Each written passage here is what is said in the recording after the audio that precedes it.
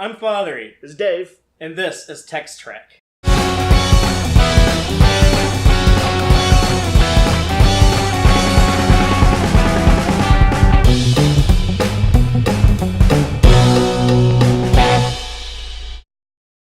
And I believe this will be the 40th installment of the Tex-Trek podcast. We're getting old officially. Getting old. Tired of this shit. It took, a year and a half, I think? Yeah, that's solid track record, I'm going to say. Not as prolific as we could be. Well, we're kind of lazy. Yeah. Speaking of being lazy, way back last year, we talked about how we were going to discuss a book called Star Trek Discovery Desperate Hours. I can barely cast my mind back that far. And this book came out in September. Yep. And in that time, I got a death cold, got a super bad cough that lasted through most of our run, and is actually now gone. Or at least the cough part is gone. A little bit of asthma still.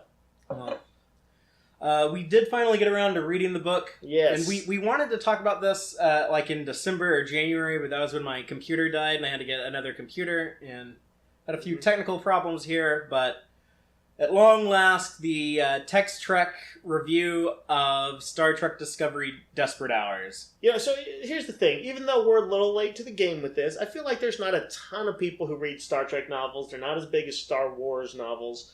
And so there's probably a fair number of people who haven't gotten around to it. And therefore, I give us a little bit of leeway on our laziness.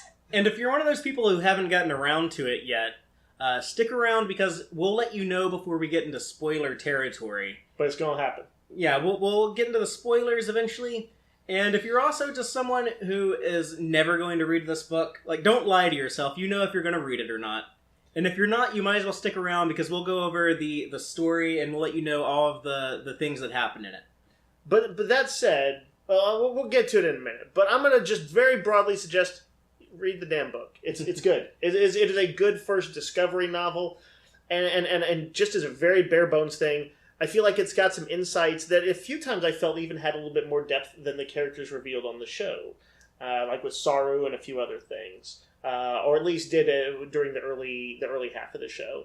And so I feel like it's got something to offer, and it's going to be worth your time. If you're a slightly faster reader than our lazy asses. Yeah, and it is a great companion to the show, especially the early episodes. Yeah. There's, one thing that I feel like is...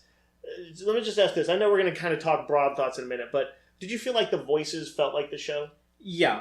And that, it has Pike in it, Christopher Pike, and even I thought he felt in character for Pike of the 1960s as depicted by whoever that actor was. Jeffrey Hunter. But so yes, I think that's kind of a big thing for me when I'm reading something and I'm like, is the first book going to sort of feel right? Is it going to feel like the show? And that basic answer is I think yes.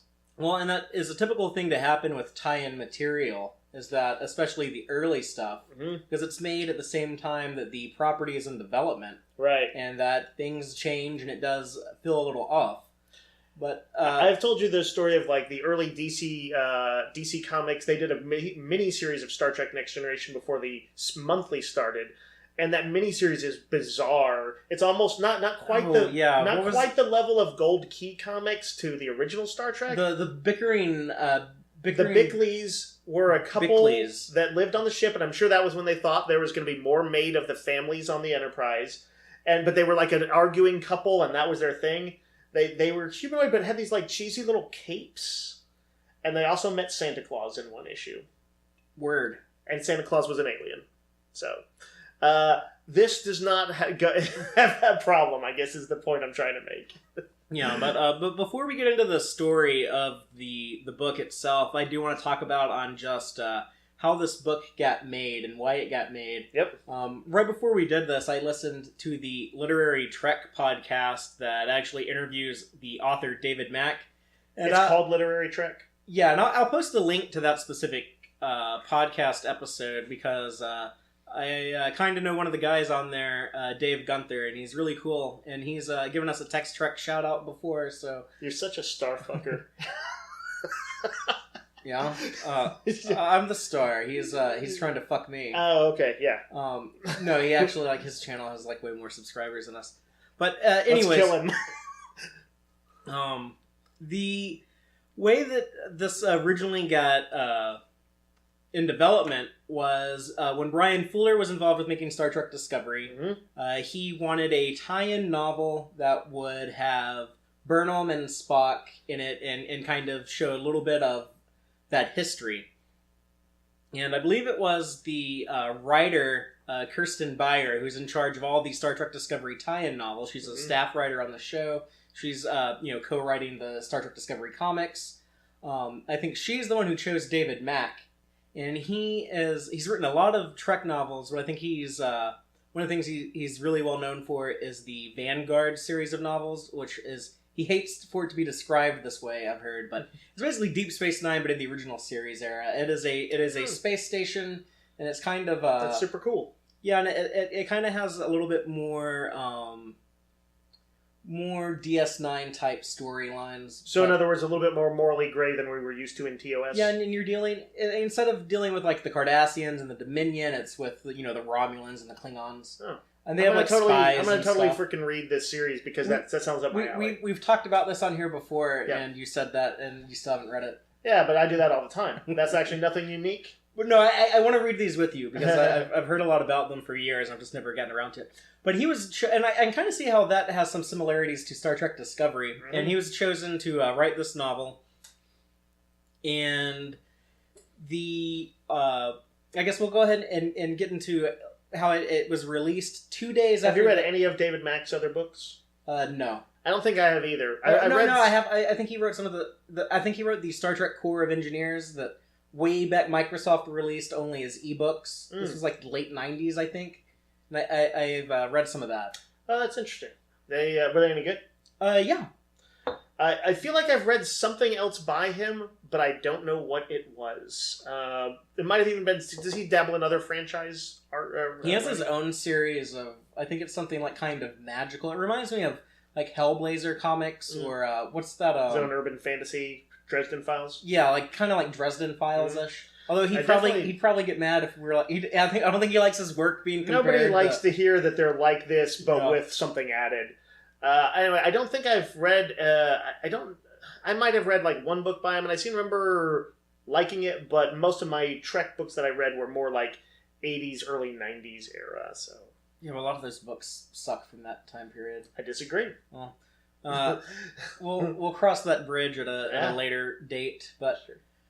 The book came out on September 26th, which is Dave's birthday, I believe. Mm-hmm. That was 2 days after the show premiered. Mm-hmm. So it came out immediately after we got the first two episodes. And this book is centered around the crew of the Shinjo that was in those first two episodes. So if you like those and you want to see more of that ship, that's another good reason to read this. Yeah, more Georgiou is a big thing. But I guess we'll go ahead and get into just the... very general description of the story. Mm-hmm. Basically, it involves the USS Shinjo and the USS Enterprise under the command of Christopher Pike. At odds. Yeah, they are at odds. They're dealing with a very Trekkian moral quandary where they have a colony of 300,000 people living on a planet that is in jeopardy, and they're dealing with an unknown, super powerful alien entity. Right. It's like it's sort of a mining crew initially like digs up, uproots something that's sort of turns on a age-old ship. I'm not going to say like the Doomsday Machine, but a little bit like the Doomsday Machine, but more of a traditional ship. And it has a mystery to unfold behind its existence, and a mystery to unfold as to why the colonists did not find it when they were charting the planet initially. Ultimately, this draws the two ships into conflict, the Shinjo. Yeah, so we see Captain Georgiou and Captain Pike face off, and it is really interesting to see both of them handle the situation. They're both well written, and you can see the point of views from both of them. They feel like the characters that we've seen on these shows. Yeah, strong-willed, but with Pike probably veering a little bit more towards towing the line for Starfleet when they're like, we need military intervention and we need it now. He's a little bit more... He's the soldier. He's the soldier, and also we need to sort of what is it? Ends justifying the means kind of guy. Not that makes him sound a little bit maybe more too Jellicoe, and he's not pushed into that territory. But compared to Georgiou, he kind of is. And she is definitely more of a, we need a sort of more thoughtful response, but she's as kind of forceful in her personality as he is. She's like, take no shit, and she has seniority on him, even though he's got the cooler ship. Yeah, and they do a great job of preserving the Constitution class starship as the top of the line, Mm-hmm. the best ship in the fleet. Yeah. And the Shinjo is the older kind of the classic ship that's beloved by its crew because they've been on it for so long, but it is very outdated. I'm breaking out your props here, Father. Yeah, so if you're is this from Eagle Moss? Yeah, so if you're watching the video, you can see our Shinjo. This is super cool looking. They're very sort of fancy Reliant-ish thing with the underslung bridge that they've got there, and even though yes, it does visually look more modern than the Constitution class, which Fatheree's got there, it is rightfully presented as being a notably older ship that strains under some crazy maneuvering that it has to do later on, and is kind of showing its age. There's even, we'll talk about this a little bit more later, there's even a slightly meta commentary on the different designs in them, as far as like, you know, the vast differences in style, which we know is somewhat they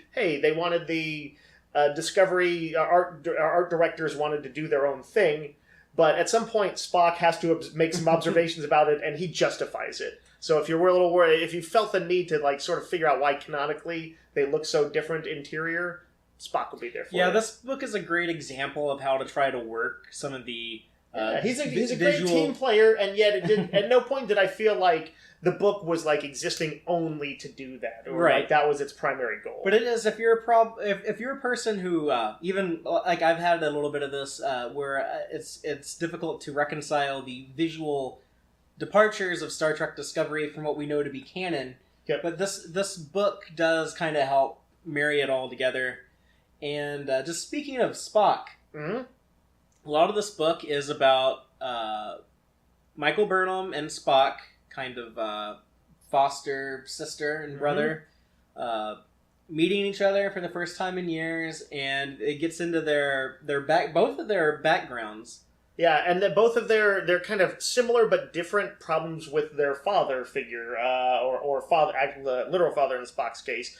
So Sarek has had and Amanda Grayson have had major impacts on their lives. They both experience variations of envy and kind of bitterness towards the other one, and both kind of don't quite understand where the other one is coming from, or like, you know, why she, you know, received like why Sarek mind melded with her. Spock is upset about that. He doesn't show it initially, but he's upset about it. And she never felt like what she could measure up to sort of Spock. Right, and a lot of the drama from this book, and my favorite parts, came from the interactions between them, because they are working on trying to solve this dilemma together, because they're, out of these two ships combined, they are the two smartest people. Yep. So even though their captains are at odds, Burnham and Spock do end up kind of reluctantly teaming up and doing Starfleet science. There's a pretty clever thing where at one point the ships are like on the verge of like Georgiou is on the verge of like, I will shoot at you, Enterprise, if you try and enact your order and decimate this planet. And we should say what the order was. Okay, yeah, sure, let's do it. The threat on this planet is basically so scary that the admiral from the pilot episode of Discovery, Admiral Anderson, he orders Pike to destroy that thing, and if you have to destroy that planet, if you have to kill that colony to get rid of this thing, you know, it's worth it because we have all these other populated areas in the surrounding area, and we don't want that thing to take more lives than it has to. Right. Whereas Georgiou and I guess is like reluctant it seems to a do little that. weird that like, well, couldn't they just blow up just the ship? But I guess the idea is that it is so powerful, has such potentially potent shields and stuff, that they would just have to unload on it with photon torpedoes and all this stuff that would just cook the atmosphere of the planet by bombarding it. Right. and they need to get it before it leaves the atmosphere of the planet because they don't know kind of what its capabilities will be in space, how easily it could outmaneuver them, whether how quickly it could get to those outlying colonies and stuff. Yeah, and I think you're about to talk about how Burnham and Spock first speak to each other in this. Yeah, they're Georgiou and Pike are like at total loggerheads, and Georgiou is like, if you attempt to do this, which he's like right on the verge of doing, she's like, I will fire on you, and Burnham surreptitiously like manages to get a signal to Spock on the other ship. Later, like near the very end of the book, they kind of get a little bit more into precisely why she did that just then, why she contacted Spock instead of, say, number one, first... Let's not get into, like, the spoiler stuff yet. Right.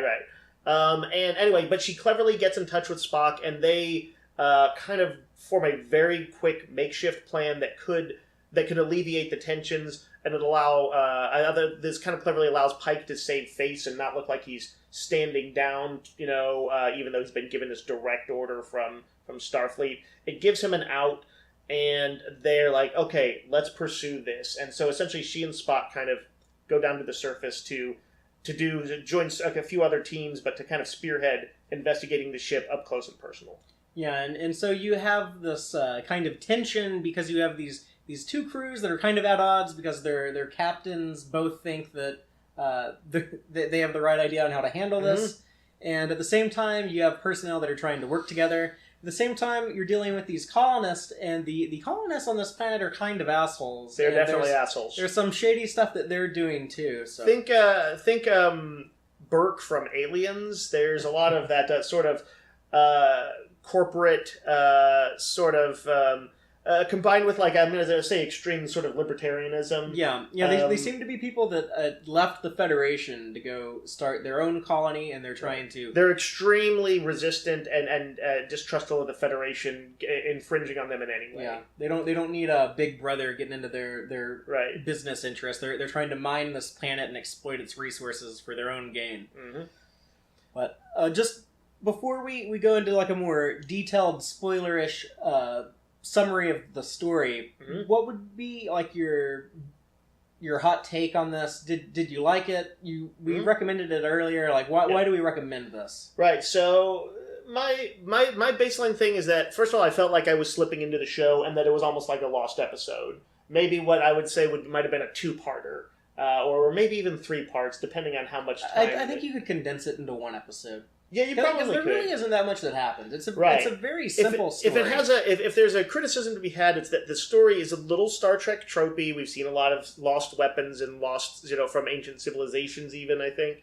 The Doomsday Machine is just such a thing. But here the mystery is revealed in the Doomsday Machine. It never is.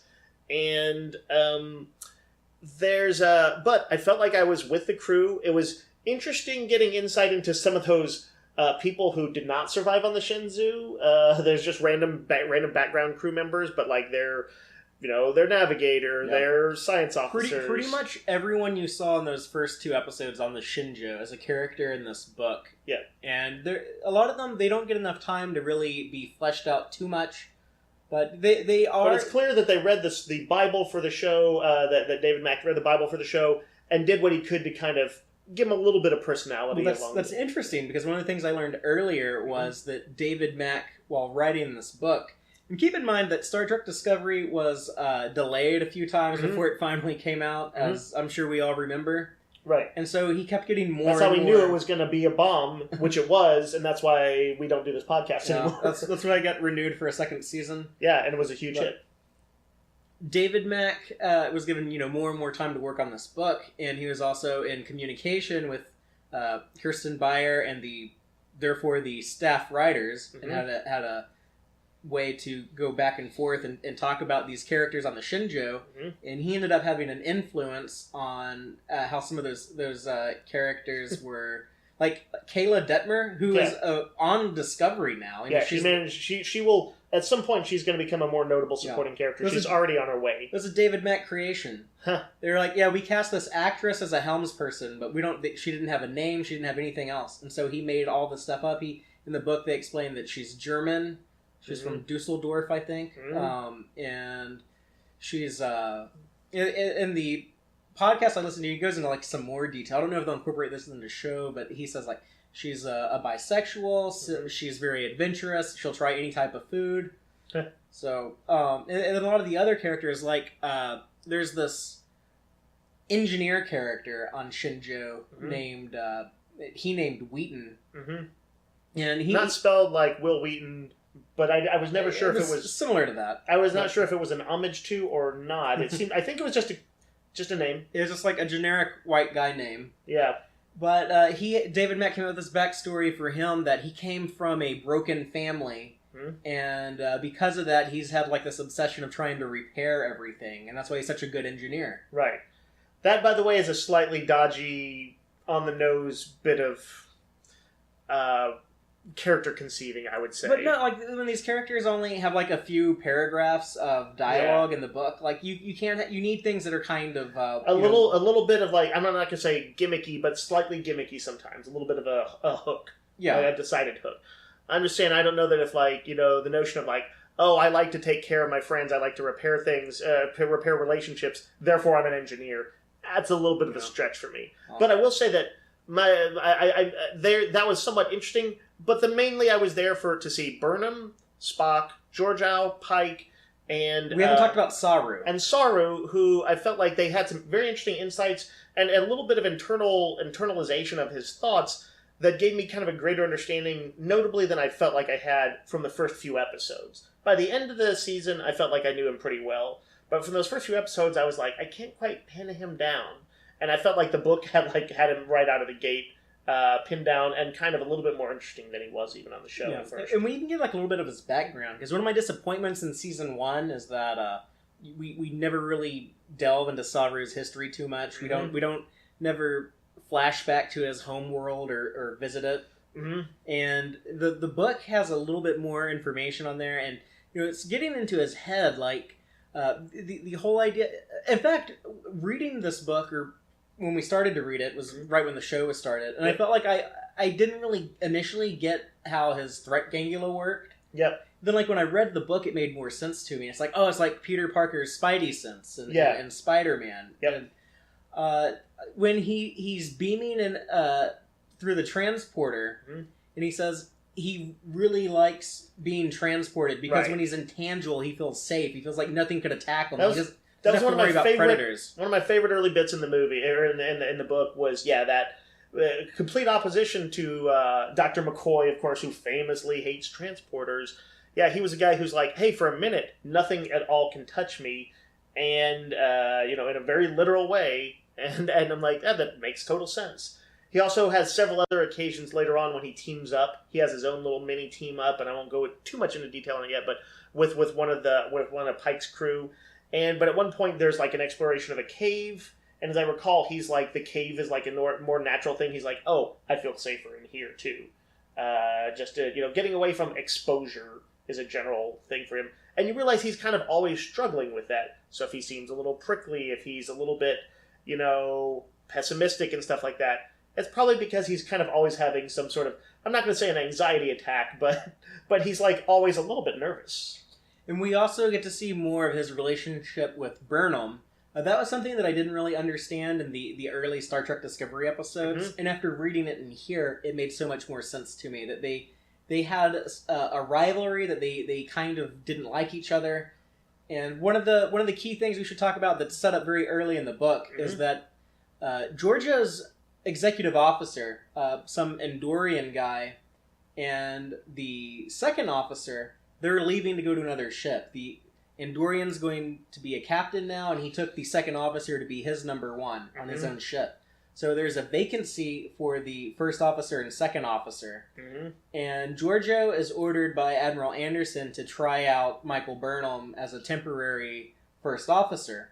And Saru hates this because he's been leapfrogged by this officer who didn't even go to the academy. And they have this dislike of each other where they kind of go out of their way to poke at each other and annoy each other. And I think they're career rivals. Seeing that underpinning there made a lot more, like, I almost want to go and rewatch those first two episodes again, just see the early stuff of Discovery with them, because the kind of somewhat petty bickering in them almost bugged me a little bit early on in the show, where I was just like, I don't quite understand why they're bickering. It doesn't seem super good-natured. Like, there's a little bit of, like, we're all rivals kind of thing, but a little bit of it was kind of mean-spirited, and that just kind of threw me. It's definitely not a Trek tradition to have that.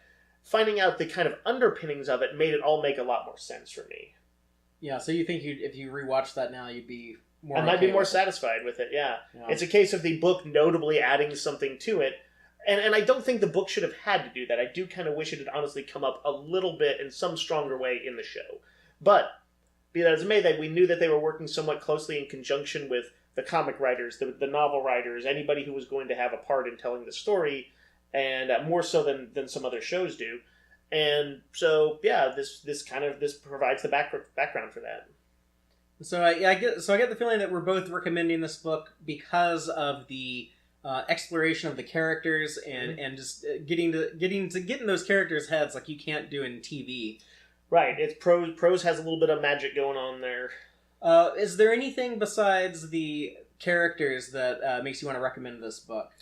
There's some kind of fun. It's kind of fun to see. I remember when I said I wanted a little bit, maybe at times, maybe slightly more tactical combat on the shows, a little bit more than just not a great deal, but a little bit more than attack that guy, attack his flank, attack pattern Alpha 3-9. Right. You get some ship battles in this, especially near the end. That's you're going to get to see the Shinjo in action. You're going to get to see the Enterprise in action. So that is cool. You also get like some security personnel running around on the ground, getting in some phaser fights and some scuffles like that. And Spock and Burnham go through death traps. Yeah, there's no other way to describe it. It actually, because there was several of them, it kind of felt a little tedious. But there's a sort of, this alien ship has an element of it that's kind of testing them. And the Juggernaut, this massive ship that rises from the oceans of this planet, mm-hmm. and when it starts attacking the colony there, mm-hmm. and this is the threat that's set up in the very beginning of the book. Yeah. To me, it kind of felt like a Godzilla movie or like a kaiju movie. It's like this massive ancient threat from the sea has attacked our city, and yeah. There is definitely something to that, and even naming it, I forget quite why they land on the name Juggernaut, if that's a translation of something that they're able to figure out, or just the name that they assigned to it. It's also just huge. But, I'm the Juggernaut, bitch! Why'd you have to do that? Why'd you have to bring it all down? Because we have to have an X-Men tie-in every time. That's true. Time. Google I'm the Juggernaut bitch if you don't know what I'm talking about. Oh, some of these people watching probably weren't bored. That's ancient? Yeah. Yeah. Has to do with the third X-Men movie and a horrible internet meme. Yeah, that's like from 14 years ago. So, but if I recall, when it first starts out, it's sending out these drones, and at first they're like, well, they shoot down a few planes, which is very Godzilla again. Like, they shoot down a few planes, and then it escalates. Like, they start becoming progressively more dangerous. It's attacking buildings. It's causing serious damage. It's causing casualties.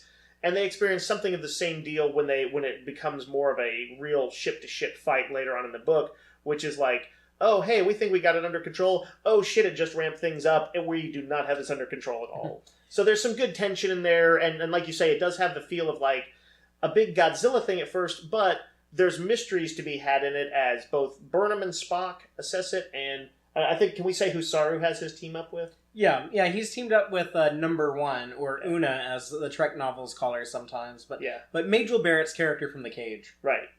Her own slightly and more icy, logical type person, and this was one of the things that appealed to me too. Saru gets a bit of a crush on her. Yeah, he says that if she was Kelpian, he would fall in love with her. Yeah. He liked that she was a vegetarian and wasn't a predator. Mm-hmm. And he felt basically like the opposite of Burnham. Like, everything she did made him feel more comfortable, whereas everything Burnham does makes him feel more threatened. Mm-hmm. And it felt fairly plausible. It brought a little bit of depth out to his character. It gave Number One something to do. Pike doesn't have that many crew members that we care about. That's it. And they do some kind of cool, I'm going to say, archaeological sort of examinations.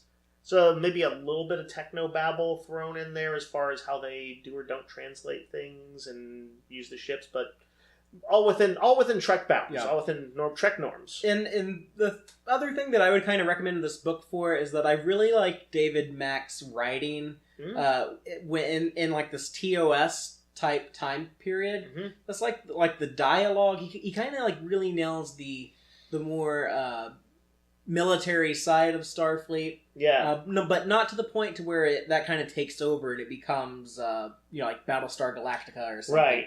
In fact, only at the very end is there's an interesting point. I don't know how spoilery this is, but I'm not going to quite say why. But we can always get to it later when we go. Okay, all right. We'll get to it. But there's a part where they have to at least explicitly address, hey, are we a science vessel? Are we research? Are we explorers? Or are we military? And there's something interesting that I kind of thought an interesting metaphor that George Howe brings out later on. But it's like some of the dialogue that David Mack writes, like when Pike gives the order, and for the love of the great bird of the galaxy, hits something to his tactical officer, and the way that there's some blue collar people who were miners on this colony, and I kind of like the way that he wrote them, and I just really like his dialogue. It feels like it would fit in the TOS time period that we know from Star Trek: The Original Series, even though it doesn't sound like anything from any specific episode I can think of. It's right. its own thing, but it just feels like it fits. Right. There's a certain sort of more direct, but also kind of style of writing, that kind of, I guess, we tend to think of as sort of an older Hollywood thing where you had somewhat more forceful characters and, Pike maybe being a little bit more of what would be traditionally a man's man in those days. But also it has some cleverness and wit and self-deprecation. He is not by any means one-dimensional character. You get to get inside his head and see the struggles he's having with all of this. And that's actually pretty interesting. But yeah, I felt like the dialogue was on, even though we saw very little of number one in the cage or the menagerie. What was it? Wait, what was the? Well, the original pilot was the cage. I guess I'm thinking of the cage. You don't get to see a great deal of her, and so, but what little you saw feels like it extrapolates pretty perfectly into what we see of her in the book. Yeah, and these characters have also been, especially her, have been explored in some of the other recent Trek novels. Mm-hmm. I haven't read a ton of those because I don't read that many Star Trek novels. But if you like hearing me and Dave talk about this one, let us know because we might talk about more. But only let's talk about more, even if they don't like it. No, I'll wait and see what feedback we get on this. Okay. By the way, I did want to say, like, David Mack is aside from kind of getting that. His writing is elevated a little bit. There's not much pretension at all in there. But I did remember at one point I just made a note of it. Somebody who mentions utilizing the Vulcan technique for pain suppression, and they said they focused on a line from a poem by D.H. Lawrence called "Self-Pity." I was going to bring this up. Yeah, I thought Michael Burnham who is remembering this quote. Was it Burnham herself? Okay, and she said, and the quote from the poem is, "I never saw a wild thing sorry for itself," which I thought was a kind of a neat idea. That seemed like a good way for a human to encapsulate Vulcan ideology. Yeah. Sometimes you got to be a wild thing to get shit done. You can't feel sorry for yourself. But dropping D.H. Lawrence into your thing is not is a step above the just a kind of get her done kind of approach to franchise writing, and so I appreciated that David Mack occasionally pushed it a little bit more. And as we know from 5 decades of watching Star Trek, every character has read every poem, knows every line of every Shakespeare play, knows every classic book written in the 1800s. On Next Generation, yes. I don't know about the TOS guys, although they had Shakespearean productions and stuff there too.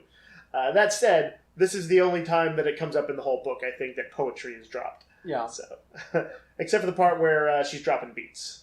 So I think we're going to go ahead and get into the story of the book now. So if you haven't read it, we're recommending it to you. Yep. It's a good companion piece to the show. Mm-hmm. And if you're too lazy or too dumb to read it, then stick around because we'll tell you... Here comes the Wikipedia entry. Yeah, we'll basically give you a rundown of the story. So Dave, let me know if I skip over anything important. All right. But the story opens on a planet Cersei 3 that is where this colony we mentioned is located. Mm-hmm.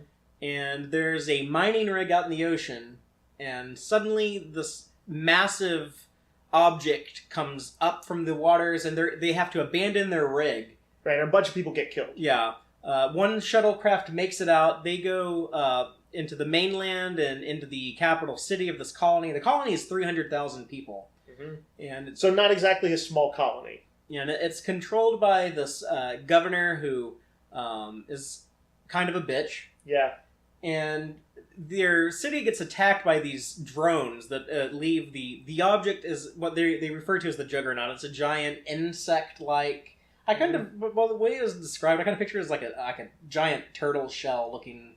That's interesting. I had a slightly different image of it that was. There was some ship I must have seen in some conceptual artwork somewhere.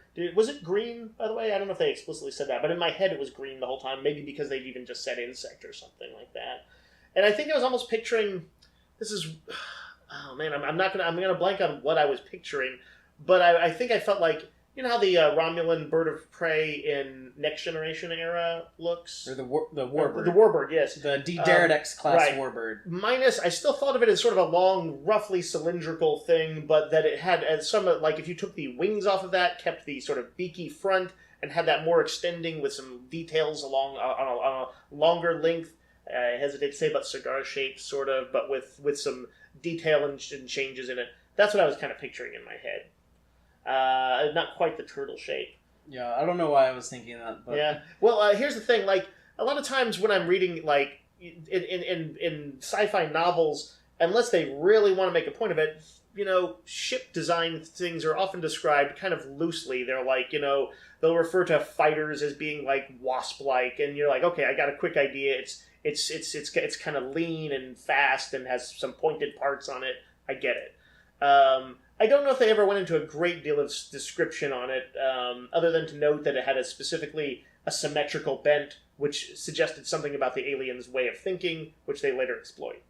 Yeah, and it launches drones onto the city. There's this cool moment where these fighter shuttlecraft that are on the colony are trying to defend the city, and there's this one pilot, and she makes a suicide run to take out the drone, and basically, they end up having to send out a distress call. They're reluctant to do so because this colony is into some shady stuff. Mm-hmm. They've discovered evidence of a prehistoric civilization on this planet, but they didn't report it because they want to keep mining. Yeah. And when they thought they were getting like a really... It was like if they had done the Genesis device and not checked so much for life on the planet. Yeah. And they thought that they had a really rich vein of minerals or whatever they're mining for. I don't know if it was dilithium or if they yeah, unless I forget. It could have been... I don't think it was dilithium. I think it was some other thing, but it might have been some made-up Trek minerals. And that's how they released the Juggernaut. But when they're faced with the destruction of the power this thing can release on them, they have to call the police. Yeah. They have to call the Federation. And reluctantly. So the Shinjo shows up, and they're in a situation now where their first officer and second officer has left, so Burnham is filling in as first officer, and that creates tension between her and Saru. But they show up. The Enterprise, commanded by Captain Pike, shows up. Admiral Anderson knows that Georgiou is not as, I guess, obedient when it comes to some of these orders. One of them free thinker types. Yeah, so he tells Pike, if we can't let that thing get off the planet. Destroy the planet if you have to. Yeah. Because basically, the use of photon torpedoes in a planet atmosphere would be devastational to that planet. Right. And that creates the conflict between Georgiou and Pike. But before these two ships, because they're about to come to blows, and what this felt like to me, and this is exactly what I thought when I was reading this, and then when I listened to what David Mack had to say on Literary Treks, he said the same thing. When he was trying to crack the story, he thought, it's like when two superheroes meet for the first time. Right. And they fight each other. They fight, and then they have a team up. Yeah. Yeah, it's like, if you don't read comics, but if you watched the Avengers movie from 2012, it's like when Thor and Iron Man meet for the first time and they have a fight. Yep. That's every comic book very long-standing tradition. I almost said an Infinity War spoiler, but that movie literally just came out at the time of recording this, so we'll hold off on that. Yeah. Something like that happens in that movie too. I don't think that's a big thing to say because it is very much a superhero-y trope. Yeah, and to the point to where it kind of annoys me because in so many comics now... They metacon? They just feel like they have to have heroes fighting each other it's like they're constantly fighting each other. It's because it sells. Stuff like, going back as far as the original Secret Wars, and then on to Civil War, what's the Secret... what was the secret thing with the Skrulls? Secret Invasion. Had heroes fighting each other, even if some of them were Skrulls. X-Men versus Avengers.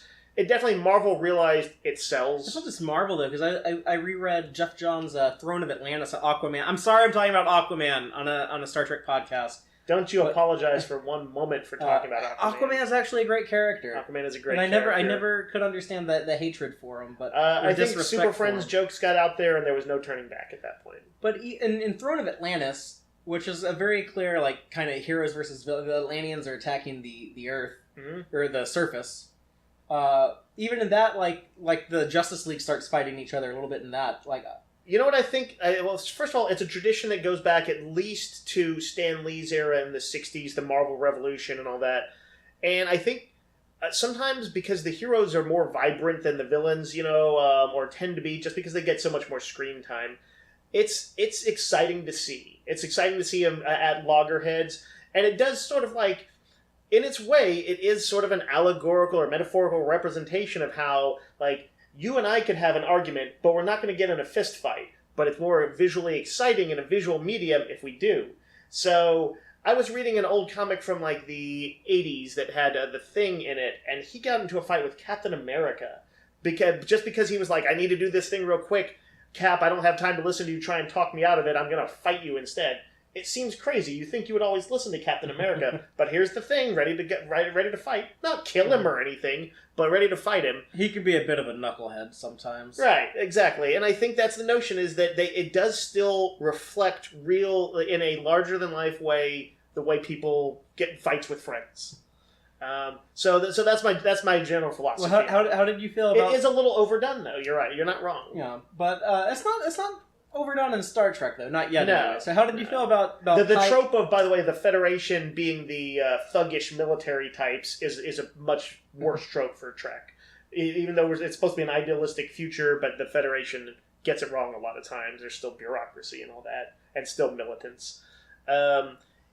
So you're asking how I felt about their coming to... Yeah, the very first time when Burnham has to reach out to Spock to stop this. I thought it was good. I think it was...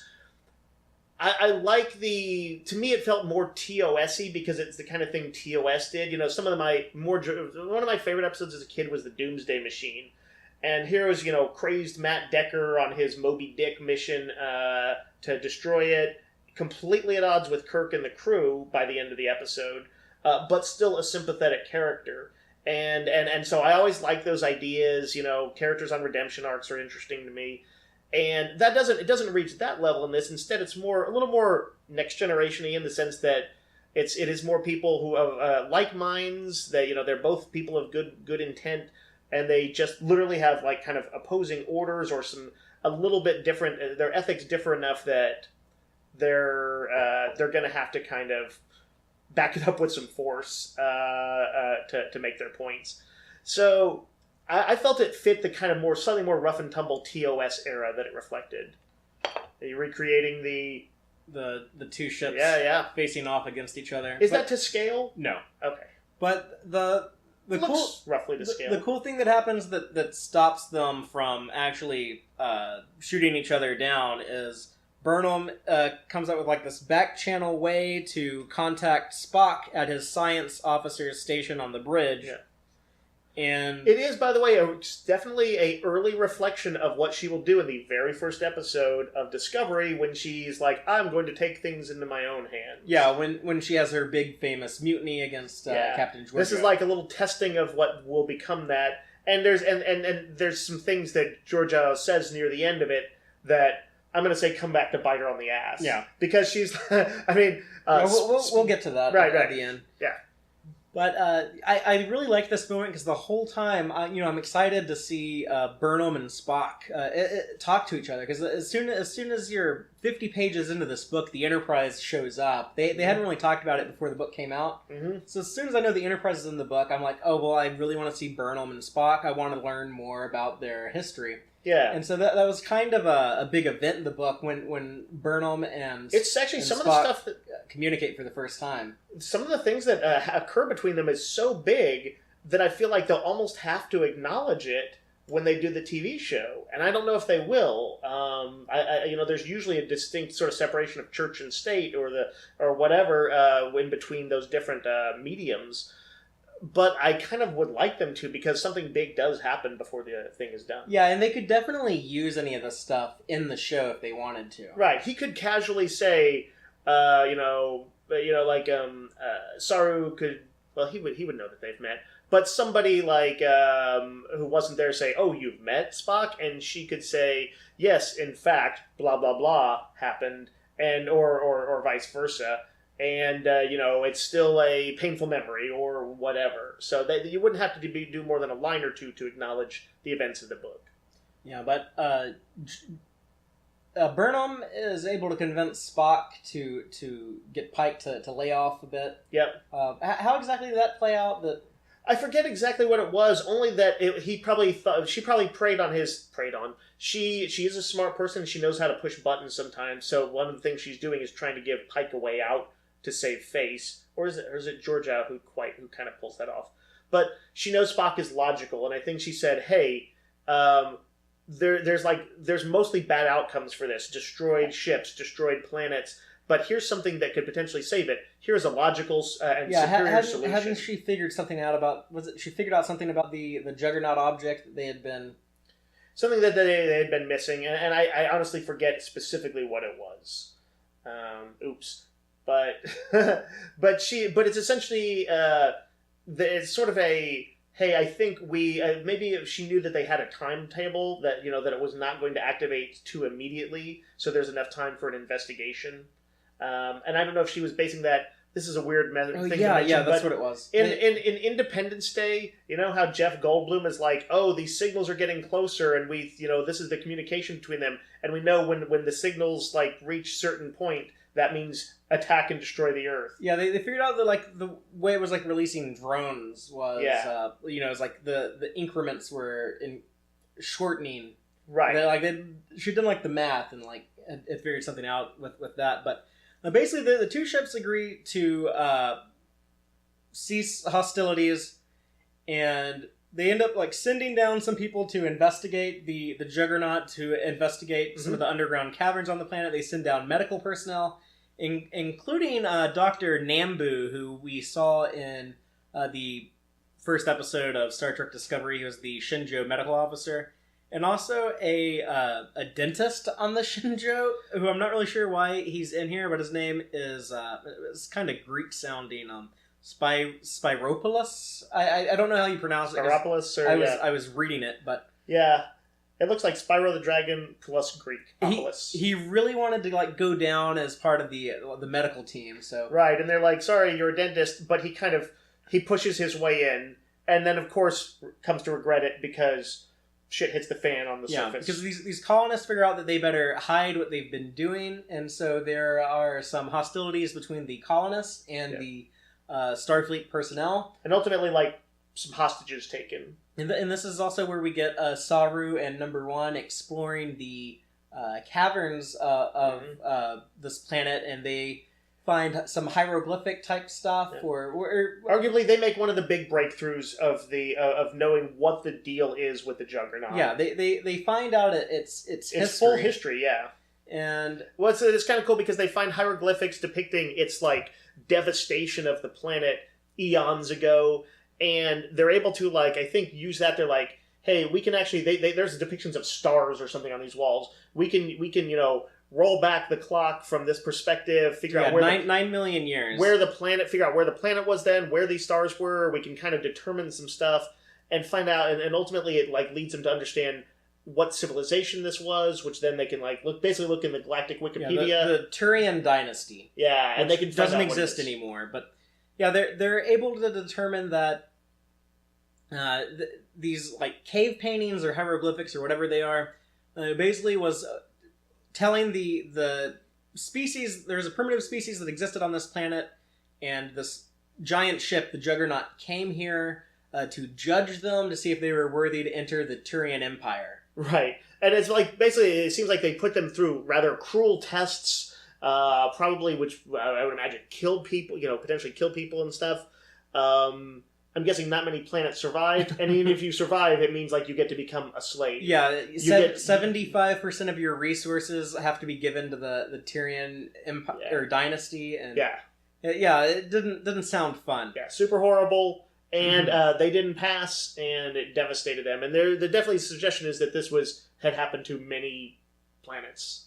And while that's going on the Juggernaut itself, Spock and Burnham actually get inside of the ship, and they're being put through these trials. Right, and they get like locked in. Once they're in, it's basically like the door shuts. It's like it becomes one of those seamless kind of seals. They cannot get out. They can't send signals out. So all they have is each other at that point. This is very classic sort of trope in sci-fi or any sort of story, is to put a couple characters together, whether it's like, say, what's his name? Jaime Lannister and Brienne. Well, and you kind of watch how they react in difficult circumstances. Even going back further than that, there is a trope on TV shows where you do an episode where two characters get locked in a bank vault, or in like a meat locker or something, and you normally get like two characters. They have to spill their guts a little bit. Yeah, like two characters that don't really like each other, and then they go through an arc because they both learn something more about the other one. Yep. That definitely occurs here. It's very cheap to shoot those two because you really only need two actors for most of the episode. Right. Which is another reason why we saw so many TV episodes like that. Yeah. Now, in this, they're not trapped so much in like just a static spot. They are literally sort of making their way through the ship, and to use it's like a dungeon crawl in D&D or something like that. They're running the gauntlet. They're being guided by this little floaty energy thing that I pictured as like a 60s special effect that would have been on the original series. I pictured it as the little floating thing in Tron, Bite or Bid or whatever that little thing in the original Tron is. Thing. Yeah, it's a little CG like sphere that changes shape a little bit. Anyway, it's a hologram that guides him through. And all these trials are all like, this culture is like focused on symmetry. So these are all things you have to have two people do. Where, like, one example is that they had to get past a whole bunch of blades that were swinging through a hallway, and there were controls that could change them and like shorten the time. But it's like every time you moved one control and made one blade swing slower, it made something else go faster. Yeah. So they had to use like some crazy Vulcan level math to like just figure out and then they're tricorders, to figure out the best possible pattern where they could be like slight delays. And the controls aren't positioned where you would have line of sight to the hallway with all the swinging death blades. So Burnham's like got to go into a little recessed area and mess with the controls while Spock reports on what he's seeing with the it felt like some type of cooperative video game. Yeah, it's true. I will admit, I found those sections a little dry and slightly boring. They were interesting enough because there was clearly a threat level, and I was thinking, I would have died on every one of these. Because they're all tricky, and they all require them to push their Vulcan intellect, and you don't know in a lot of them, what the threat is going to be, because there are dangerous things. You could die during these tests, and you kind of don't know how the test is meant to work until it's begun.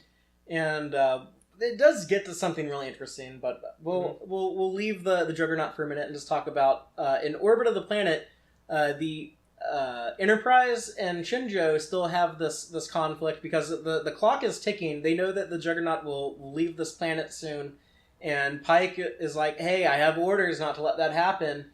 And so Georgiou finally gives in and says, "Okay, give us 15 minutes." Mm-hmm. And we promised Spock and Burnham, I think, 3 hours, and they still have 15 minutes. So yeah, here's the part where you're getting to climactic stuff in the book, and the tension is going to ramp up big time. And you also have the colonists are intercepting the messages going back and forth between the Enterprise and Shinju. Yeah, I was actually somewhat impressed with the colonists, who are mostly like sort of bureaucrats and administrators and stuff. but they had somebody who like They knows had how to ex-Starfleet. yeah, somebody who could crack their stuff. And I even liked how they described it. It's like, well, yeah, I can show you create a hologram of the last communique between the two ships, but it's going to be not in color, and it's going to be staticky, and the sound is going to drop out, but it'll get us the basics. And I was like, oh, that's kind of cool. It felt like real work. Well, the cool thing about that was it explained why the Shenzhou has these holographic communications, and the Enterprise doesn't. Oh yeah, what was the exact deal with that? Well, the holographic communications are not very secure, which was my explanation as a canonista trying to figure out how all this weird Discovery stuff fits in. Yeah. Is that, that's probably less secure, and it's very inefficient because it's a total bandwidth eater when you're having to transmit in hologram.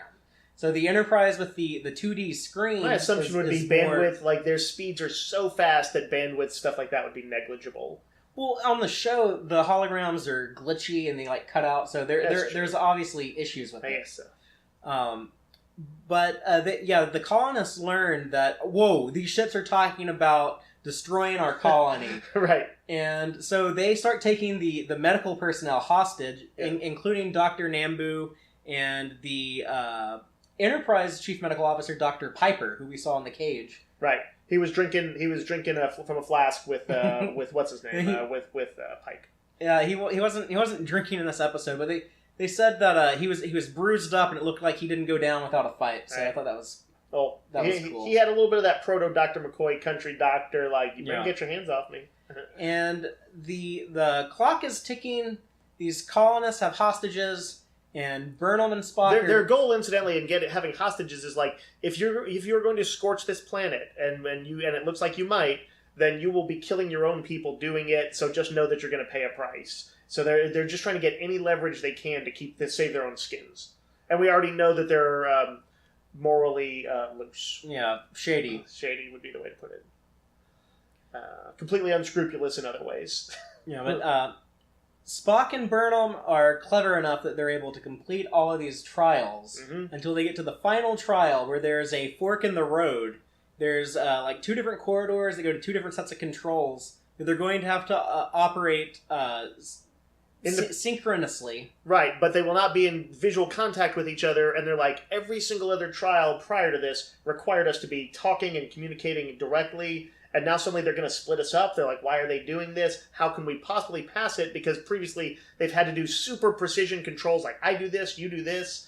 And there's doing, a lot of times, like in some of the previous tests, they're doing it while there's like super eardrum shattering sounds and other things to disorient or electrocute them. Like they've been painful tests. Yeah. And Burnham's really getting fed up by this. Right. She's, broadly speaking, the more emotional of the two of them. And Spock keeps on kind of doing he downplays every threat. He also keeps cooler under pressure. And it frustrates the hell out of her. And I thought that was some pretty good character insight. She, for all her Vulcan discipline, she's also more human than he is and more prone to outbursts and stuff. So I felt like it was certainly in keeping with the Burnham who you would see in the early episodes. Yeah, that was the idea of her serving on the Shenzhou for 6 years at this point, was getting more in touch with her human side. Mm-hmm. And the solution that Spock comes up with to complete this final trial was we're going to have to mind meld. Because if we mind meld, after the meld, we can stay linked enough that we'll be able to... limited telepathy. Yeah, we'll still be in a close enough range that we'll be able to maintain a connection and work these controls correctly. I don't know what other alien races these what is it, the Empire? The Turian Dynasty. The Turian Dynasty tested that have all of those qualities, including They explain that, though, because Burnham said they must have gathered enough data from our tricorders to figure out that this is a worthy trial for us. Okay, so people did have different tests. I was going to say, otherwise this required a very specific set of skills, tricorders, Vulcan thinking, telepathy. That makes more sense then. But she doesn't want to do it. She does not want to mind meld at all. And she described it as like the icing on the cake is like, why does it have to be Spock? Why does it have to be this guy that I really don't want to mind meld with? Right. Because of our shared history. Their shared history, and very specifically because it's going to dredge up the very painful memory of not just everything, like her whole life will be exposed, but very specifically the painful memory of her parents' death Sarek reviving her. After her death. Right, after her death. She was like dead for 3 minutes before he was able to use his Katra to like this is my favorite chapter of the book. It was the mind meld, where you have Spock reliving all of Burnham's worst memories and Burnham reliving all of Spock's memories. So they're kind of cleverly written so that it's as if they are themselves, but in the situation of the other person. And the cool thing about this was that it were things that were revealed in the show, but they actually showed up in this book before in the show. So, but Spock's memories that Burnham experiences, they're from... A lot of them are from Yesteryear, the animated series episode. Yeah, with his Celet, his big giant Vulcan teddy bear with fangs and stuff, who died. Yeah, and it even had like the exact same line where like young Spock says something along the lines to the healer who said he couldn't save his pet. He could only like prolong his suffering, but he would never be able to heal him completely. And Kid Spock says something along the lines of, well, he deserves to die with peace and dignity and lets him die. And Burnham sees that, and she sees him getting like teased by other Vulcan kids that call him half-breed, and just feeling that oh no, my father Sarek is disappointed in me. Yeah. There's very specifically, there's maybe more notable stuff with that comes out about his mother, that early on that he had an attachment to Amanda and wanted to sort of more to show his love for her more, you know? And that goes back to the original series. Right. But that was more of like on he was pushed the Burnham away from side. it. That was... Because then Spock sees Burnham have these memories of her parents being killed on Alpha Doctori by Klingons. It didn't get as detailed as it was on the show, where she said she basically... while hiding, she heard her dad get killed and her mom get raped. Oh, right. I forgot that was very explicitly mentioned on the show. Spock sees Burnham's memories of seeing like the dead bodies of her parents, that Burnham blamed herself because they stayed on the colony. She wanted to watch the supernova. Right. They were supposed to leave, and instead she said, no, let's stay so I can see the supernova. And then the colony got attacked by the Klingons. And then Spock also experienced Burnham coming to the Vulcan the Vulcan Learning Center. That's where you sit in that little dome, like in Star Trek 09. Yep. And go to school Vulcan style. Yeah, that seems like it's pretty canonical now in all versions. Yeah, and how there was the terrorist attack there that killed Burnham. She had like a cranial injury that basically killed her, and Sarek was able to revive her with the soul graft, where that's why he has like this Kotric echo.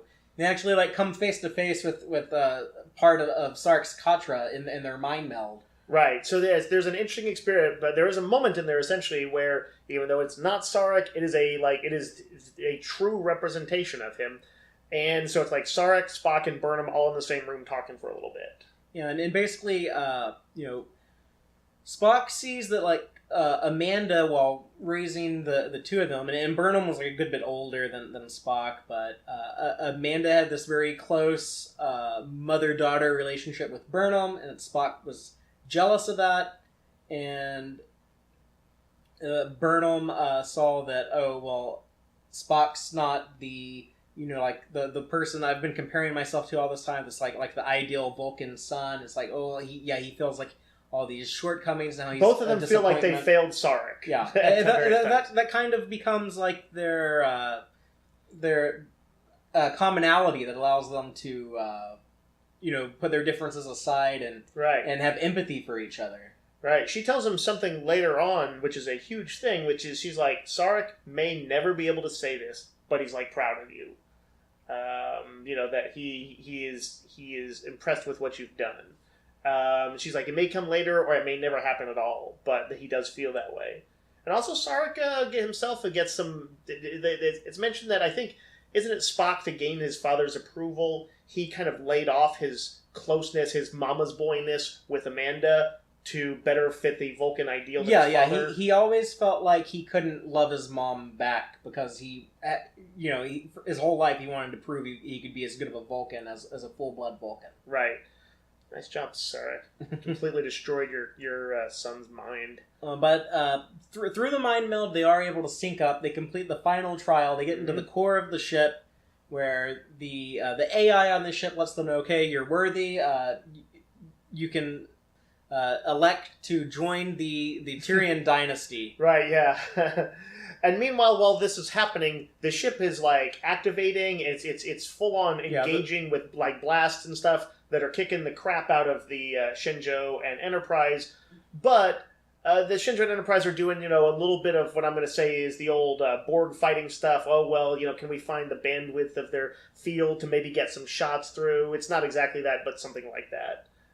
So they have a few tactical things of their own to do to deal with this ship that very much outmatches them. And periodically throughout the book, the ship releases drones that are not only attacking the surface, but also go up into space and attack the ships. Yeah, it's almost like, unfortunately, in taking them out, they're like, the ship is like, I will upgrade my drones now. So they're making it worse for themselves. But now they're having to fight the Juggernaut itself.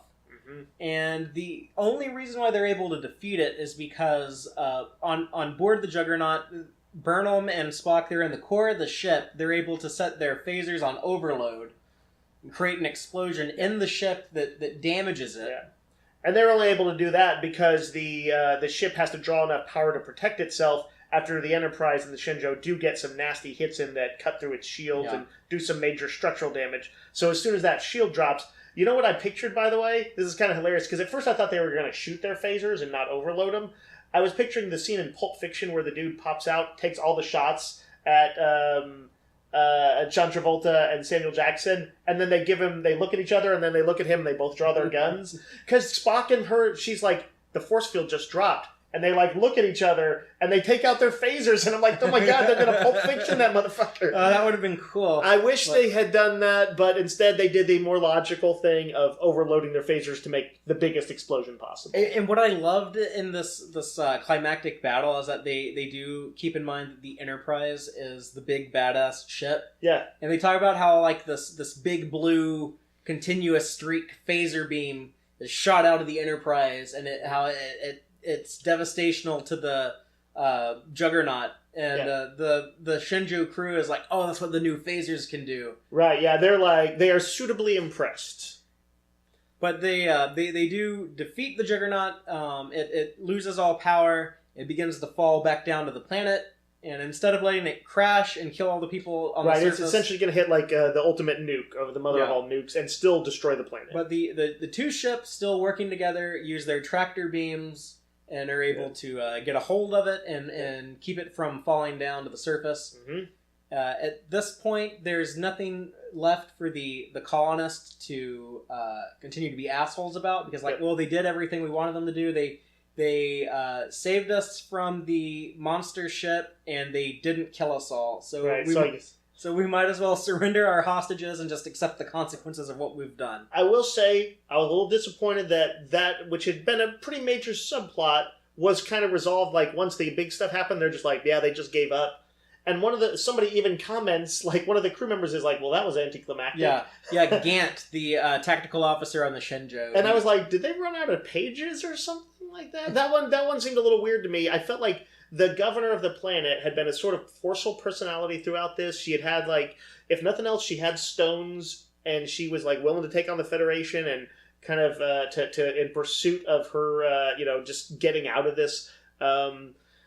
So to have her just surrender was a little bit of a that was the one part that struck me as weird. Almost like it had to happen in a hurry, or like he literally had run out of pages. I know that wasn't the case. I'm just like, it felt like that. Did you? Well, when I was reading it, when I got to the part to where they defeated the Juggernaut, mm-hmm. and Spock and Burnham were alive on it, I was like, I really don't care about the rest of this book. And so I was relieved when they didn't go and have another confrontation on the surface of the planet. Because the big end fight is multiple climactic scenes. But there's Burnham's and Spock's climactic scene. There's the battle with the ship's climactic scene, and then there's even the Juggernaut is going to hit the planet, and they still have to stop that. So it was multiple big scenes. I agree with you. I did not necessarily want to see it, but because they'd made a big subplot of it, it felt weird not to see something more. And there is kind of no reason for the colonists to still resist, because the Basically, the In that sense, Enterprise did everything. Or the Enterprise and the Shinjo did everything that they asked them to do. Yeah. The only thing is, like, these guys are still looking basically like going away to prison, probably. Yeah, all the ringleaders were probably going to go away to prison, and I was sort of hoping to see them, like, I don't know, it would have been cheesy to have them try and escape on an escape pod too, but like I said, it was only because the book made a point to show their story for so long that it was weird to have them surrender off screen. That's all. It's one of my minor complaints about the book. But yeah, it did feel a little awkward reading it. I mean, I felt like there's... The fact that a crew member actually says that it was anticlimactic was him sort of doing a meta commentary like, I know. But I think there's a very reasonable argument to be made that, yeah, they had nothing more to gain. Makes sense that they would do it. And it even arguably shows how Federation stuff works. If you do as much as stuff as you can right, people will potentially surrender without a fight or realize that you are basically in the right. And the dentist character, I'm not really sure why he was in the book. The one cool thing that came out of that was when Pike and Georgiou are down on the surface of the planet after everything's been resolved. Yeah. Pike sees this one colonist who his face is all bruised up and he has like broken teeth. And yeah, he's like a bloody mess. And Pike says something like, "What happened to that guy?" And someone lets him know like, "Oh, like he got in a fight with the Shinjo dentist, and the dentist did that to him." And Pike is like, "Oh, that makes sense." Yeah. Wait, why was a dentist on this planet? Why did he come down on the landing party? And George is like, "I have no idea." Right. It's a little lost story to them, but yeah. And the kind of the final conversations in the book between Burnham and Spock, where they basically come to terms. Yeah, they come to terms. Burnham lets them know that, like, Amanda never loved me more than you. She only showed me affection because she wasn't allowed to be affectionate on you. Right. And Spock realizes, he's like, oh, I created that. Yeah, and it was, she says it was, a classic case of human emotional displacement or transference. Yeah, something like that. Something like that, but... It made sense to me. It fit what we know of the characters, and it made sense. Which is important. I'm like, if you're going to have big reveals about big characters like Spock, Sarek, and Burnham, these are all lead and major characters, it needs to feel right, and it felt right. Yeah, and then they both realize, I always kind of disliked you, I was always kind of jealous of you, but something, you're all right. Yeah. You make it sound like the end of an 80s sitcom where they freeze frame out a high five or something, and it's not quite like that. In fact, I kind of like that as soon as Spock kind of, it seems like, decides that they've said all that main stuff, he's clearly not really comfortable with any of this kind of like come to Jesus talking, and so he basically very quickly dismisses himself, and he's like, well, one to transport, goodbye, live long and prosper. He kind of cuts it short once he does not want the conversation to prolong. So I appreciated that he kind of Vulcaned out when he's like, okay, that's enough of that. But he had an opportunity to bail before that, because they both have, like, transporting chiefs on their ships, like, telling them, like, hey, we're ready to beam you up. And they both, like, choose to stay and have this conversation. Right, no, it notably happens, but it's like, instead of, like, sort of getting too sappy about it, like, say, doing a kind of, you're all right, that is essentially the gist of it, but Spock kind of returns to a little bit of Vulcan composure. See, I was scared that he was going to bounce out of there too soon and not have this, because I wanted to see, like, a conversation like this. Yeah, no, I'm glad it happened the way it did. I only appreciate that his Vulcan sort of asserted itself a little bit, because Spock has always kind of it's clear that dignity is important to him, and I think he felt like going on too much, putting himself too much out there to say, like, hey, I actually kind of care about you now, or something like that. He's like, oh, that might, that's a little too far, for a Vulcan. And so I appreciated that he kind of curtailed it when it was getting close to that. What would have been schmaltzy. But then they are both on their respective ships, where Spock has a conversation with number one, where she says, you seem more centered now. And this is David Mack's attempt to explain why in the cage Spock is, like, yelling, the women! And I guess he smiles when he sees, like, humming plants. And yeah, she's not just more centered, she says he has gravitas to him, that there was something a little more serious nature. And like, it's like, in discovering something so impactful about him, the idea is that he becomes a somewhat more grounded, less emotionally, maybe less turbulent person who might have those outbursts. It's a bit of a stretch. As you pointed out, there's, in some episodes past that, he still shows those emotional things. We know in real life, it's just because they were figuring out Spock, and he was Leonard Nimoy was figuring out how to play him. The writers were figuring out how to write him and how Vulcans worked. But David Mack does kind of throw out a bit of an explanation for why it happened. Yeah, and Star Trek tie-in material, like, that's like what the books are supposed to do, is explain inconsistencies in the show. It's kind of like been like the purpose of the books now. So. Well, I guess you say purpose. If it was the purpose of it, I think I wouldn't like it. And I felt like... Well, no, like, that's not like the reason why they write tie-in books, but that's kind of like, that's like a mission that the authors have... Right. Arguably, there's about, I would say, at least 3 or 4 notable things that this kind of explains, as relatively trivial as why the Enterprise looks so different from the Shenzhou, even though they're broadly they're of the same era, to why Spock's depiction changed on the show, but which is pretty big. These tie-in material writers, they basically look at, like, well, whenever something, because they can't pick and choose what they want to use from the continuity. So when there's things that don't jive with each other, I mean, like, you can't, you kind of have to deal with that yourself. So they use those as story opportunities. Yeah. Well, one of the early Trek novels that I enjoyed, and we were talking about this off mic, was the Vonda McIntyre back in the 80s, her adaptations of Star Trek 2 and 3, where she kind of fleshed out some stuff. One of which was the creation of the Genesis device. And although I talked about this, I think they did acknowledge the proto-matter thing in the books. They definitely didn't make it one of those things where Kirk's son just was like, well, the experiment wouldn't work if I didn't use this completely illegal, dangerous thing, so I just had to do it. They kind of talk you through the nuances of how he arrived there, and it becomes much more reasonable. You're like, oh, I see how he could have done it. For the record, I've never had a problem with that. I think it's fitting that David cheated, because it shows that he was kind of like his dad, but not good enough. Yeah, no, I think it works, but I can understand how, like, he's supposed to be this very principled scientist, and yeah, you're right, he's kind of like, not quite at that Kirk caliber, but it is sort of a, for a guy who rails against the military, I mean, arguably, it's fair for a character to be hypocritical, but it is rather hypocritical for them to say, yeah, I did use this completely unstable substance to make it work, and that's why a planet is now tearing itself apart in Star Trek 3. You don't find out about proto-matter until Star Trek 3, right? Right. Yeah. So it also felt slightly like a retcon to me, and I was like, a retcon to make him kind of look like a lamer dude. And I was like, he looked completely lame enough as it was. With his sweater tied around his shoulders like a preppy douchebag of the 24th century.